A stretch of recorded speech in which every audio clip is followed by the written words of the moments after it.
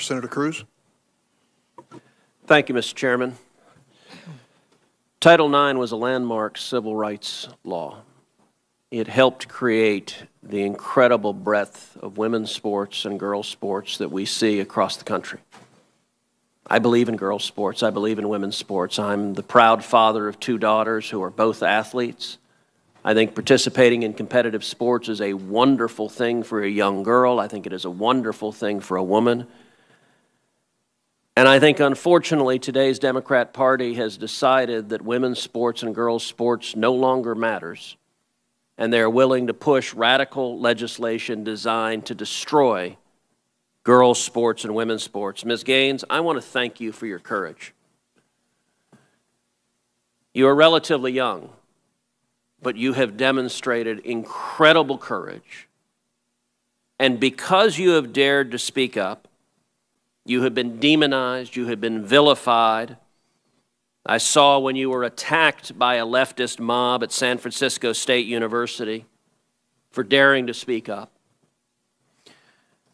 You had an incredible record as a swimmer at the University of Kentucky. You were a 2-time NCAA All-American. You were a 5-time SEC champion. You're an SEC record holder and a 2-time Olympic trial qualifier.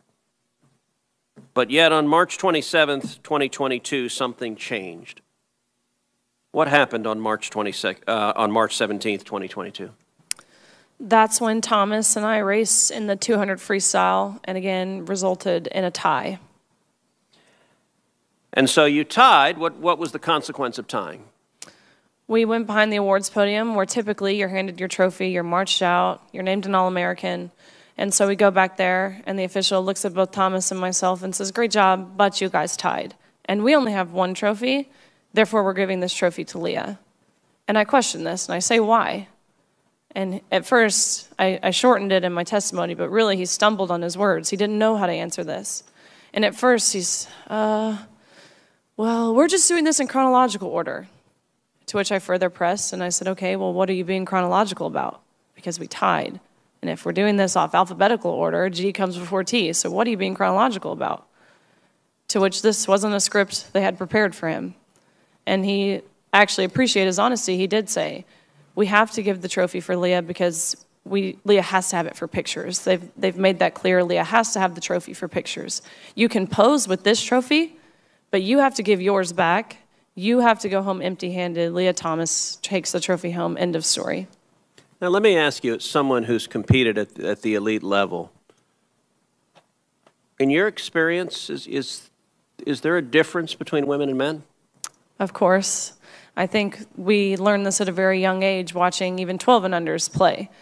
Going through puberty causes irreversible advantage, that no matter the training, no matter the diet, no matter any alterable change you can make, will overcome that male advantage. Especially in sports like swimming, where lung capacity matters so much. Even something as silly as throat size, men have on average a 40% larger throat, which sounds like it's nothing, but when you're grasping for air, that 40% larger throat makes a huge difference in athletic success, not to mention height. You guys know the differences. Ms. Robinson, do you agree with Ms. Gaines that there's a difference between women and men? If the question is about trans women... I'm just asking, is there a difference between women and men? What I can say here is that the NCAA has rules in place. They've had rules in place for the last decade, and when this competition happened, I'm going to try again. The rules were clear. Do you believe there's a difference between women and men? It's a yes-no question. Do you believe there's a difference? Oh, I think that we're talking about this case with the NCAA. No, I'm asking a question. Do you believe there's a difference between women and men? Most people could answer this very simply. I'm curious if you're willing to do so. Oh, absolutely. I'm just putting it into the context of the conversation that we're having. I think that there are definitions related to sex. Is that a yes? So I'm trying to get a yes or no. I'm not trying to get a speech. Is there a difference between women and men? I think that there are definitions for biological sex. Okay, so you're not answering that. Let me ask you this question then. Why do women's sports exist? If you can't define a difference between women and men, why not abolish women's sports and just tell little girls to swim with little boys and see who wins? Oh, I'm simply saying that that sex is My different question, than gender. why And I do believe why that do women's women's sports sports have a great exist? value. I mean, Senator, I'll tell you right Ms. now. Robinson, please answer the question I'm asking you. Absolutely. Why do women's sports exist? I think that there are so many positive benefits to sports. But I mean, why have a we've talked separate about it here category for today. women? If there's no difference between women and men, why to have women's sports? I'm saying that there's a difference between sex and gender, and that the NCAA has rules in place, which they have for the last decade. Mr. Chairman, which I determine would that like to enter into related the to record an participation. article from Duke Law called Comparing Athletic Performances for the Best Elite Women to Boys and Men. And it goes through examining in 2017 the top records for women in the world in various track and field events. So, for example, in the 100 meter, the top record for women in the world was 10.71 seconds. Now, that record for the number one woman in the world in 2017 was, in the year 2017, broken by 124 boys under 18. In that same year, the record for the number one competing woman in the 100-meter dash in the world was broken by a total of 2,474 men. If the radical Democrat agenda to destroy girls' sports and women's sports succeeds, little girls will not have a chance to compete. So I ask unanimous consent that this article be entered into the record. Without objection. Senator Kennedy. Thank you, Mr. Chairman, and thanks to all of our witnesses here today. Ms. Robinson, I want to follow up by trying to understand your answer to one of Senator Cruz's questions. And this is really a question, not a suggestion. Do I understand your position to be that there are two sexes, but there can be more than two genders? I wouldn't even say two, and we've got Dr. Lopez here as well, but there's also the definition of intersex. I think that often in these conversations we're conflating sex and gender, and I do want to affirm here that trans women are women. That is their gender. Okay, but I'm trying to understand. Do you make a distinction between sex and gender? Yes, sir. Okay, explain that. Just. Do you think there are more than two sexes? I believe that there's a definition for intersex as well that I want to acknowledge. But sex is assigned at birth. I'm just trying to understand. I'm thoroughly confused. So you're born, I'm talking about biology, male, female, and what else? I believe that intersex is also acknowledged, Intersex. but again, I'm not a doctor here. What I can And what say does intersex mean? is that there's a difference between sex and gender, and I think in these conversations we're conflating the two.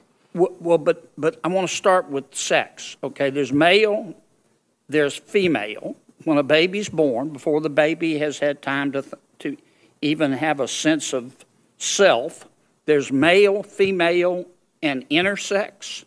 There's a third sex? I believe that is true, but I would defer to Dr. Lopez as I'm not a physician. Okay. And how many genders are there? I think the gender is expansive, and the definitions are always growing. Today I can tell you, I talk to young people that talk about non-binary as... More than 5?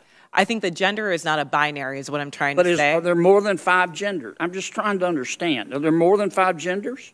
Well, I mean, I think that there was a time where women wearing pants didn't feel like it was appropriate for their gender, and yet I'm wearing pants today.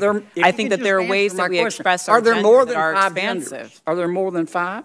I wouldn't subject myself to naming how many genders there are, but what I can say is that gender is a reflection. Number? Excuse me?